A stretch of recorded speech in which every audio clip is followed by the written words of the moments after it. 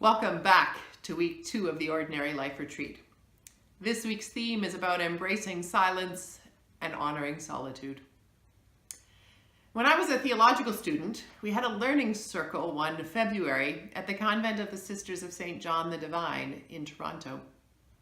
They're an order of Anglican nuns who follow the Benedictine tradition.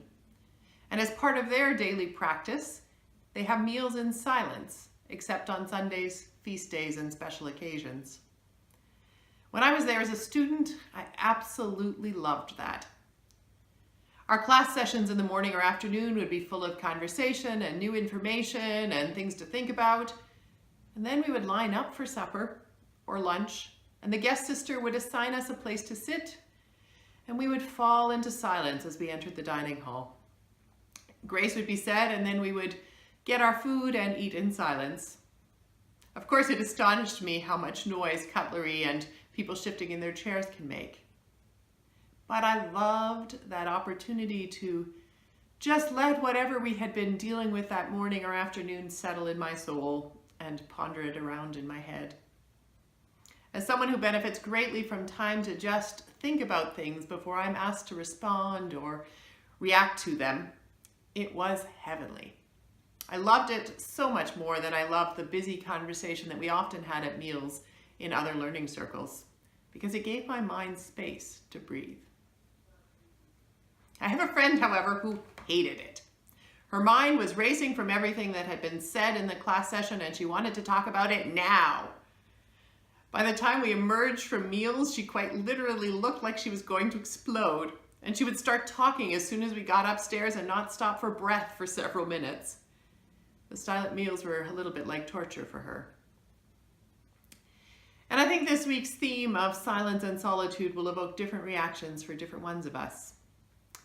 My guess is that some of us will welcome it and feel like it is an invitation to create some space that we long for in a world that is busy and chaotic at times.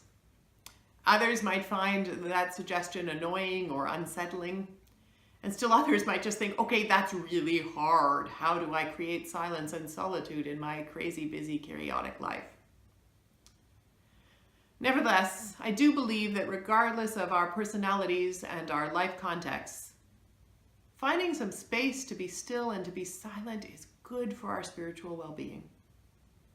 Our world is making that ever more difficult, and so we have to get stealthy about it. We need to get creative about how we create space in our lives, to be alone and to be still. So our daily practices this week will invite us to embrace little moments of silence and solitude, the kind of little in-between moments that greet us in our everyday lives, and to work at resisting the temptation to fill those moments with more connectivity, more busyness, more noise.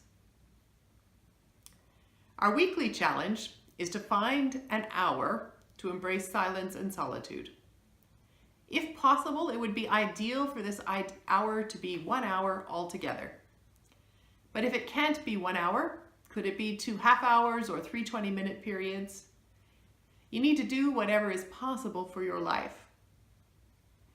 Ideally, you would be someplace alone. Whether that's a private space in your own home where everybody knows not to bother you unless the house is burning down, or a walk in a secluded or semi-secluded location, or sitting in your car someplace where no one is going to bang on the windows.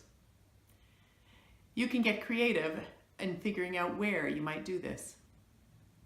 Then you are invited to turn off all the noise-making devices. Turn off your phone, and if possible, put it someplace where you cannot even see it. Turn off the TV, the radio, the computer, everything that makes noise. If you can, turn off the ringer on your home phone if you have one. You will be astonished at how much background noise remains when you've turned off all of the extra noise. Heating systems, birds, your own breathing make noise. Noise that we hardly ever hear because there's so much noise on top of it. This is not about creating a perfectly silent environment in which there is nothing going on in the background, but rather about silencing extraneous and external noise so that we can listen more deeply to our souls. If you can, have someone else on call for your responsibilities. whether that's childcare or work emergencies or elder care, so that for an hour or so you don't have to worry about anyone else. You don't have to worry about being interrupted. Surely in most of our lives, most of the time, the world can continue without us for an hour at least. As Hugh Weiss, a Benedictine abbot, advises, everyone should have some noise-free, news-free place where she can spend a day or an hour in quiet with God and with herself. So insofar as it is possible, I invite you to give yourself the gift of that hour this week. A news-free, noise-free hour to be with yourself and with God. For those who live alone, it might feel like this should be easier, and in some ways it is. But this is a bit different than just being alone. It's about choosing aloneness and choosing to make that time an intentional time of focus on one's soul.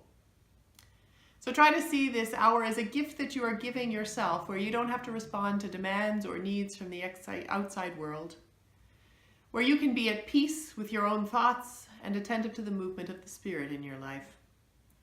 In my experience, the Spirit often whispers, and we miss her voice if we aren't still or quiet enough long enough to hear those whispers.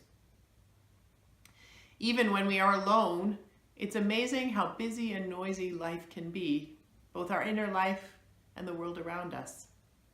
So this is an invitation to honor a silent space of solitude. For those who live with others or have responsibility for children and other such demands, creating space to be still and alone can be challenging. Is there someone who could watch your kids for an hour? If you cannot easily be alone at home, can you drive your car someplace like Island Park or out to Delta? Park and either get out and sit on a bench or a log, perhaps with a blanket if the temperature requires it, or sit in your car with the radio off. It's amazing how cars can create little bubbles when we need them. Be creative and believe that you absolutely deserve this. Your soul is worth an hour. For some of us, time alone and in silence will feel like a breath of fresh air. For others, it might be a bit of a struggle. Both are just fine. And if you find this week particularly challenging, know that next week is all about connection. A vibrant spiritual life is nurtured by a dynamic balance, an ever-changing balance really, between engaging with ourselves in solitude and silence and fostering meaningful connection and external engagement with our world. So during this retreat, we will explore both. Good luck on this next phase of our adventure together.